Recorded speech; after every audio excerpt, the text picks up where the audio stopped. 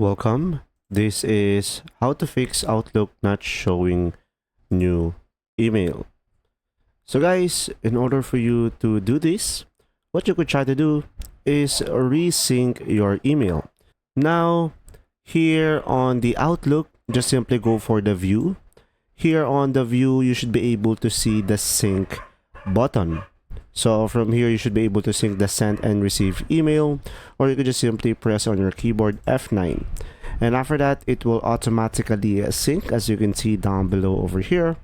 And from here, automatically you will have new emails into your Outlook, or you could just simply close the application and just simply relaunch it. And that's simply about it. If you found this video helpful, guys, please like and subscribe. And if you have any questions, comment down below.